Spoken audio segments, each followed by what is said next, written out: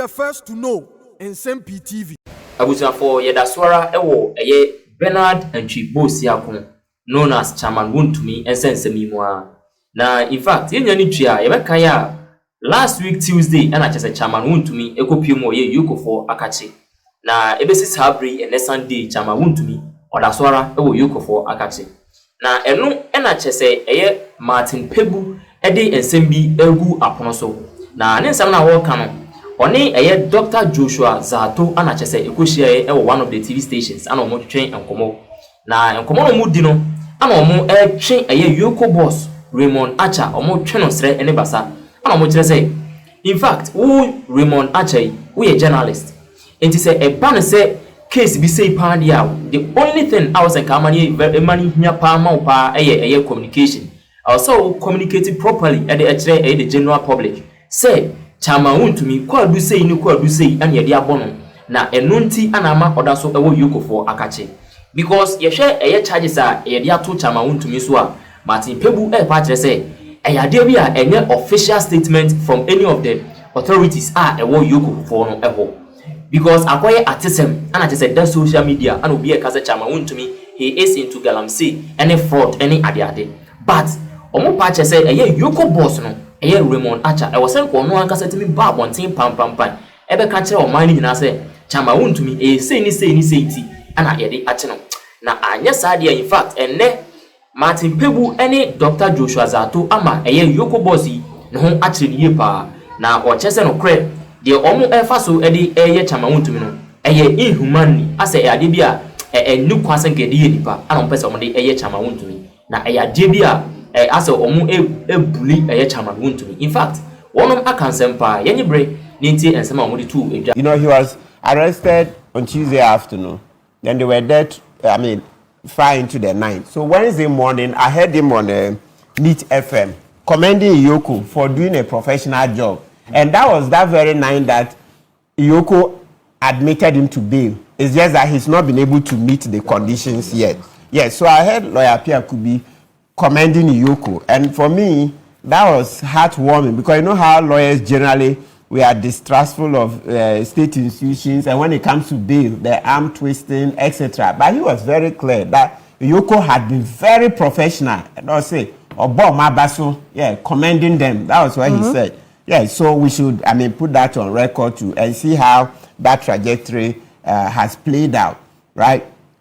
Now, so once he said it was good, they had been admitted to bail, then it stands to reason that all of their efforts were to be channeled in getting or in meeting the conditions of the bail. So it means that, all the party sympathizers, the contractors, etc. If you didn't want one person to overexpose himself, the bail condition, it doesn't say that only one person should provide the 50 million. So presumably you can even get 50 people whose properties are worth 1 million each, right? And if you add them, you get 50, of course. But if there are 50 people, the verification will be more tedious. Because, you see, another point we should notice that the bail conditions, they said to be justified. So in law, when we use the word to be justified, you are admitted to 50 million Ghana cedis bail to be justified. That means that those coming to sign the bail bond must prove that they have the properties. As I said, there's no rule that it must be only one person, and there's no rule that each person, if you are bringing 10, they should all be 10 million each. No, any proportion. But the main thing is that those persons coming must prove. So either nowadays they accept investments in bank, treasury bills, etc. But of course, subject to certain conditions. We can't go into all of that, but you are allowed to use the investment because they do. I've seen some involved in cases in the past, right? But usually the popular security that we use is immovable property. That is a house, bare land, etc. Right? So immovable security. So that one is there constant. But they would have to go and verify at the Lands Commission, and that takes time. Yeah. So I have mentioned that we need to modernize Lands Commission.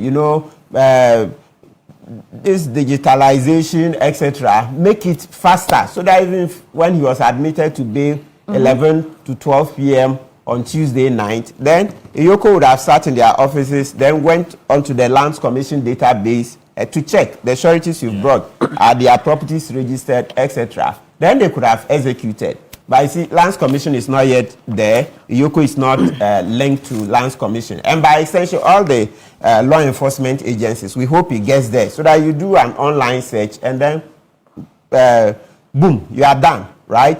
So that is one thing. One key thing we are learning from this whole process is the law reform. 2 weeks ago, I mentioned house arrest. We've been talking about it. The last time I heard house arrest in Ghana, it was in respect of Atimbila, is it DCOP at the time, also the police chief. Yes, it was his case that he was given house arrest. Then they said it on radio that, okay, he's been given house arrest. Let's make it more accessible to all citizens, right? More citizens. So when they do the house arrest, I don't think he's the so. It's not just you stay in your house. They'll put a tracker on your hand or ankle, and then it will be monitored from the state institution involved, the law enforcement agency. So there will be conditions that you can't go out of your gate. If you go towards your gate, you touch your gate or something, then there will be an alarm. It will blow. They will come for you. So it's something, and you see, it's not just curious. It's a bit painful that we've learned to put trackers in vehicles, cars, so that renters can go on. But when it comes to our personal liberties, we don't care. We are still using 1960 laws. Why wouldn't this happen? You see, so we need to modernize the law. That's the key thing we should be learning. Because you see how embarrassing it was. Yesterday, Baumia went there. He was now crying that they had made prior arrangements. But when they got there, they couldn't see the authorities. I said, you see, when you were in your office, you didn't care. If you had modernized the law, today you would not be crying. Because he said they had made prior arrangements, meaning that before he came, the calls had been made. And perhaps some assurances had been given that he will meet Remonacha. You see, in social media, they are now calling him last killer. You know, that's just by the way. So today you have Baumia crying because he didn't modernize the law. It's a lesson to all of us. I see. That's the defect in jurisprudence called the starkness of the law. The starkness of the law must be cured by the rule of change, as Professor Hart said. I will pass the bar by the time we are done today. But so then one other key thing is that let's be careful. I've heard people making arguments that the 50 million is unreasonable. The 50 million is unreasonable. And I've heard lawyers say so. Yeah. Okay. And even before we go into Wontumi, do you see one very conspicuously missing fact? What are the details of the charges? Do you know how much is involved? And I've heard lawyers who are supposed to be seniors at the bar saying it's unreasonable, What have you used to measure? Have you heard the facts? Have you heard? You see, one thing that EOCO too must learn from, you see, all these charges of unreasonableness, etc., it's also showing that EOCO hasn't managed the process well. Let's be very, fair. How so? Yes, they should have come out with the facts by now. And Mr. Archer is a journalist, okay? Maybe from here we'll be prompting him. Raymond Archer. Yes, yes. He's a journalist. You know information flow. If you are taking somebody like Wontumi, he has a lot of following. So put out those allegations. Yes. Look, there's no rule that says but there are those who have argued that EOCO does not owe us a public statement. No, that is absolutely on what they are doing. That's anybody who says so is absolutely wrong. Governance runs on information. You can't say that it's not anybody's private property. Then you don't even know what you're about. So you should know. As an intelligence... No, intelligence agencies give information. It depends. You manage it. You see, what was brought out later by Dr. Nsem-Pii, yes, but it was late. You see, and especially as Mr. Archer is a journalist, so you should have known that our society thrives on information free flow.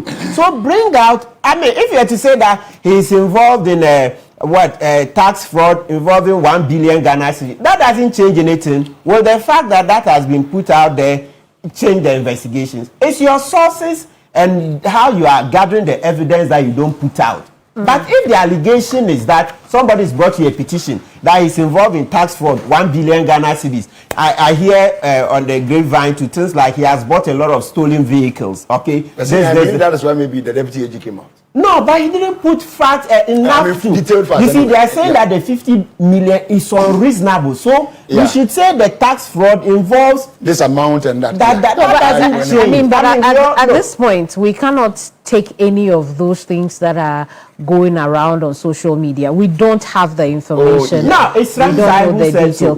No. The issues about stolen cars and all that. We don't know. We don't know. I said grapevine. I don't know, we can't do grapevine. So I've heard, yes, so you see, so even that one, yes, I'll take it back, sure, not a problem. But you see, when you do this, then you're going to bring a lot of unnecessary trouble. So I think the authorities should learn from this. This is basic. Bring out, there is nothing that is, what do you call it, so esoteric about stating that the tax fraud involves 1 billion, this and this, the money laundering involves it. That's all. It's the sources. Where are you getting your sources? How you are gathering the intelligence? That's why you don't reveal. But there's nothing wrong with the bringing the headlines. That's the cause of all of these problems.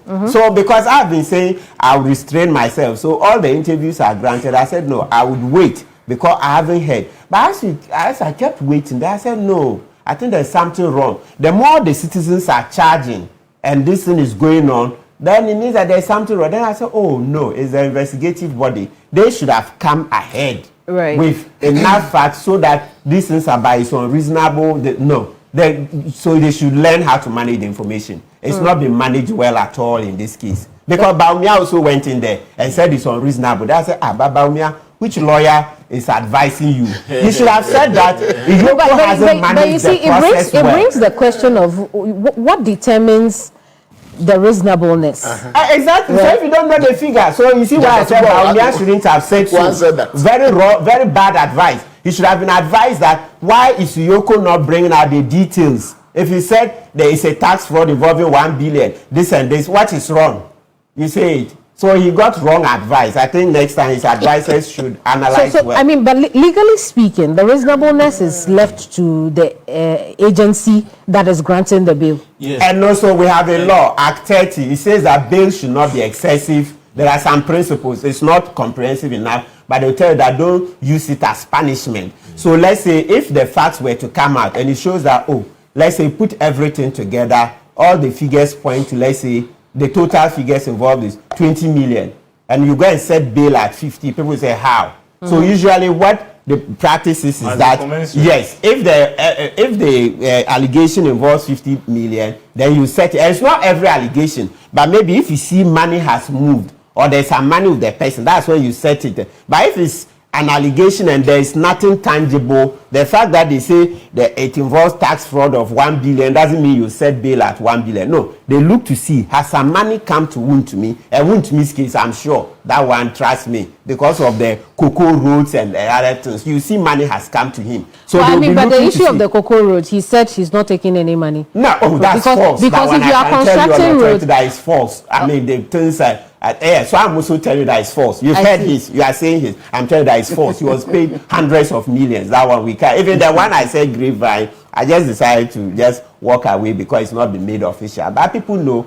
I mean, people know. These things, people know them in town. So we're still on the principle. You're saying that how do the reasonableness? Yes. It's not just what the state institution thinks. We have some laws, some provisions in the Act 30. But are those laws clear enough? Because again, we seem to find ourselves at a juncture where the use of excessive reasonableness without proper clarity. Yes. Are we looking at a situation where we have to reconsider those again?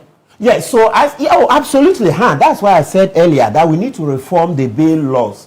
We need to reform. Look, the Supreme Court at a point, even Justice Doche was asked to do some work. He did it and then he got lost, because they didn't progress. So there have been attempts to reform the bail laws. They didn't go anywhere. That's how come the Supreme Court has made some efforts through the 3 decisions, Kpebu number 1, Kpebu number 2, Kpebu number 3. But that's insufficient. We just need to come out with a full act of parliament on it, the Bail Act, so that we will take care of a lot of these problems. So back to the reasonableness. So Kemini, what we do is that the practice has evolved, and thank God there are 2 other lawyers here, they can corroborate or maybe say I'm wrong. You see, so like I mentioned, Kemini, if somebody were to go to you, right, So if I say come to you, then you are CID boss. So let's use another example. Dr. Zaato petitions Kemini CID boss that he has given lawyer man 1 billion Ghana cedis for some trade, blah, blah, blah. And lawyer man has not done the work.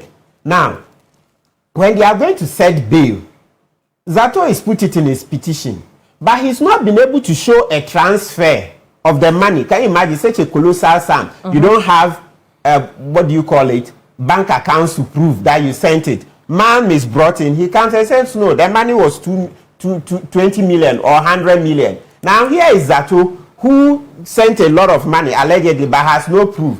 The police cannot base their word on Zaato's claim that it's 1 billion and say, man, the bail is at 1 billion. No. But if he had shown back accounts, okay, transfers, totally 1 billion, and true, man has not done any work, police will be likely to use 1 billion. But the moment he cannot prove 1 billion with any transfers, and man is saying it's 100 million, they are likely to come this is in man's direction, that 100 million, because that one. Or let's say the 1 billion, maybe Zaato proved only 100 million.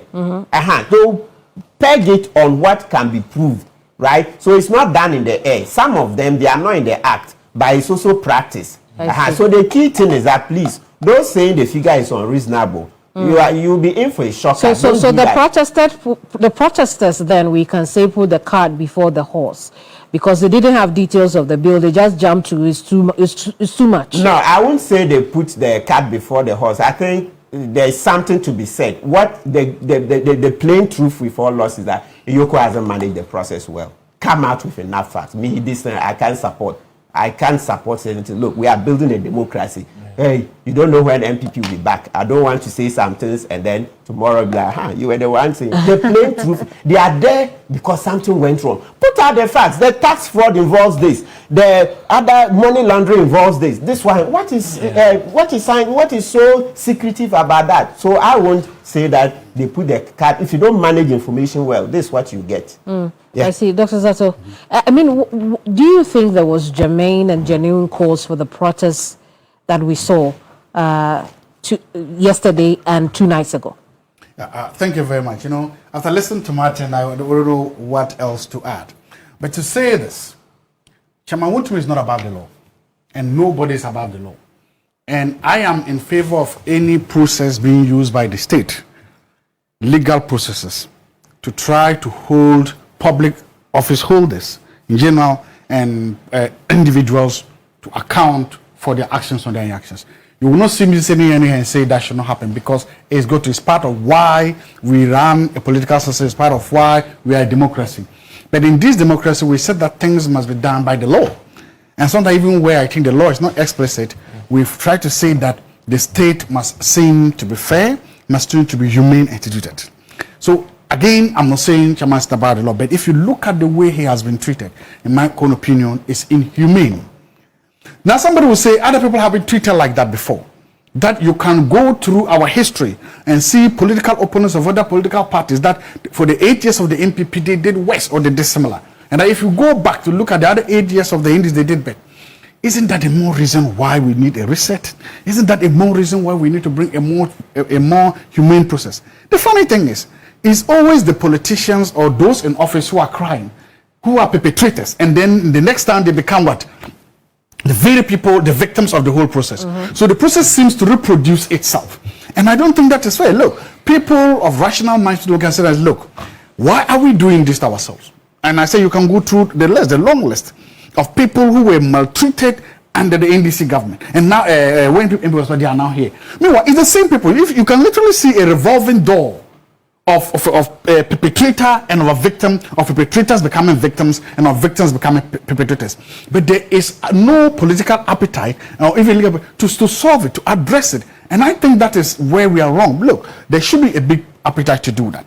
So what I'm seeing, therefore, becomes a weaponization of the bail system, if mentioned it.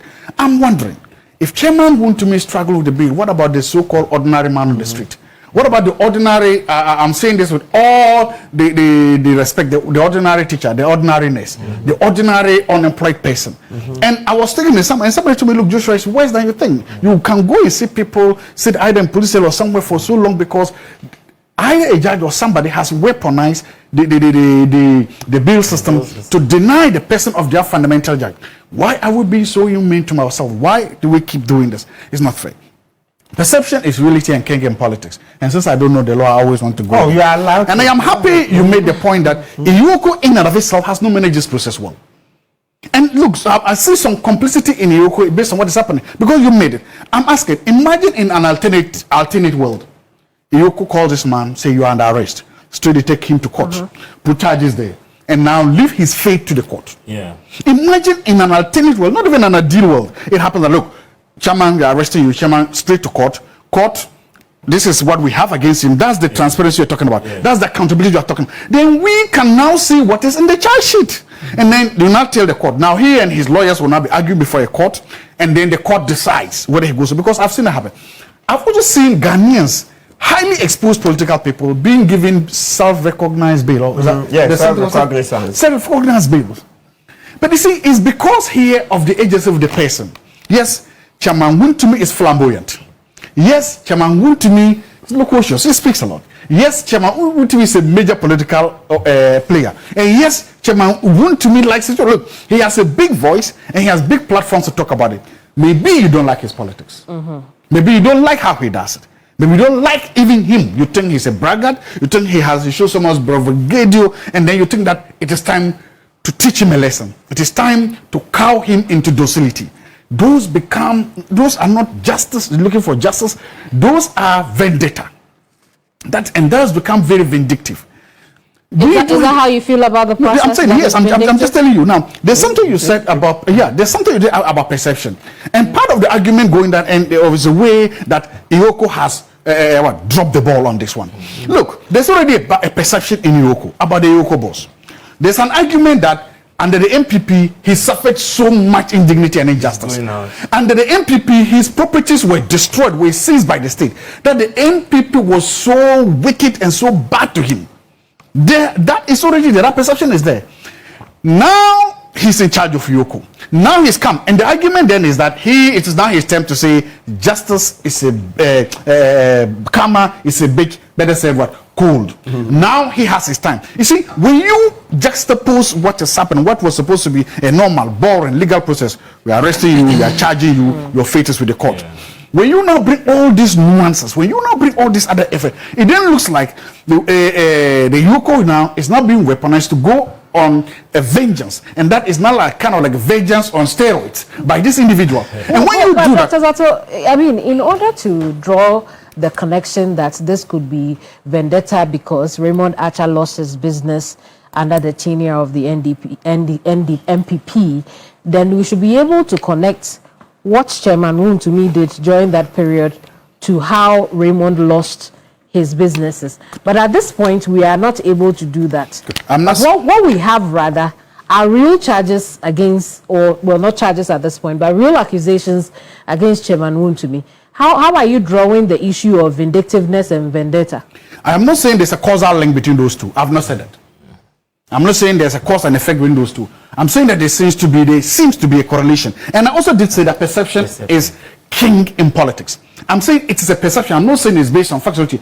People are allowed to have their perceptions. Was it perception? Perception, yes. So I'm saying it's a perception. I'm not saying it is law. I'm saying the perception here seems to be that this gentleman suffered inhumanity, in indignity when the people was in power. There's a perception. In fact, that's a reality. That's a reality. Now, this same gentleman is now in charge of these coercive state investigative bodies. And it just happens that this is the same body that is now teaching Wontumi a lesson. And as Martin made a point. I'm saying yes. That is specific. Look, so now, and as Martin said, if you had been... It's a perception. It's a perception that he's teaching a lesson. Okay. Yes, it's a perception that he's teaching a lesson. Right. Now, and I'm saying that all this could have been avoided or prevented if, like Martin said, there was enough accountability and transparency. If by now, look, take the case of the Adubohin guy. Okay. Yes, everything is there. They've charged him. There's a charge sheet. You can see them. And then that is transparent. That's I think it came out very yes, in fact, he actually, the Attorney General, I mean, to be fair, he came out early, but he didn't drop charges. Exactly. I know. But he came out and he said these are the issues at stake, and these are the issues I'll be taking to court. Yes. And he went to court. He put the issues there. So right now it is between the two, the prosecution and the defense and the judge, the court. Then assuming a similar thing had happened at Assuming it was a simple process that you come and say, look,